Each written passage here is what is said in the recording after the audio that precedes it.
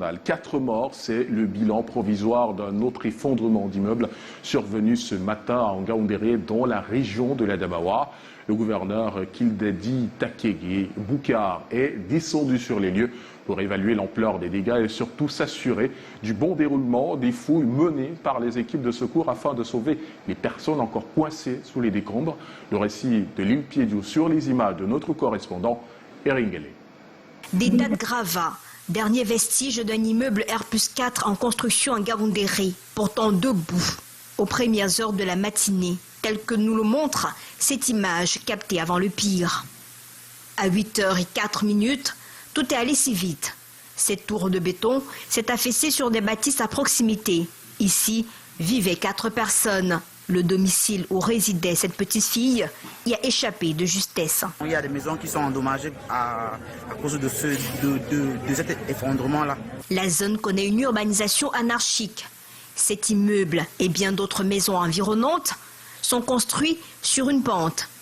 La forte pluviométrie, le sol et la commercialisation des matériaux qui ne respectent pas toujours les normes sont quelques facteurs favorables à ce drame. L'immeuble en question, à l'époque, c'était le dépôt de saleté, donc ils ont versé les saletés là-bas. La bâtisse est sur un flanc d'une monticule et il était probable que ce bâtiment s'écroula ainsi. Une femme enceinte a été retirée des décombres par les secours déployés sur le site.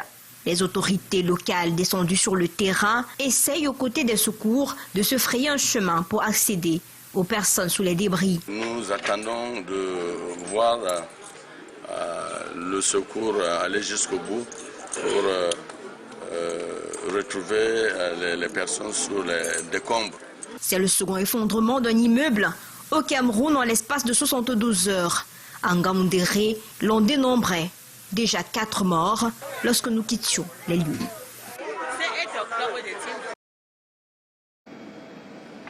Et 48 heures après l'effondrement d'un immeuble au quartier mobile de Guinness, le bilan provisoire, apprend-on à l'instant, est de 39 morts et 21 blessés.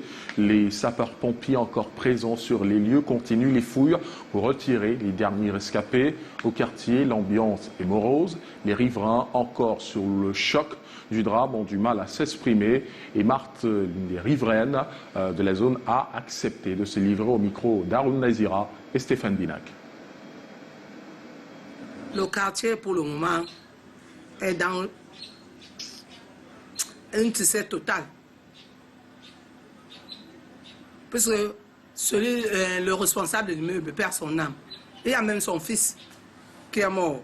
Ils étaient au 3e niveau. Donc lui, il a été sauvé pendant que lui est sorti. Au fur et à mesure, on ne fait que ramener le corps. C'est un bilan provisoire. Donc, puisque le travail n'est pas encore fini. Chacun vient pour récupérer son corps. Au cas où on ne le retrouve pas, ils doivent dormir. Donc, ce qui veut dire que moi, mon salon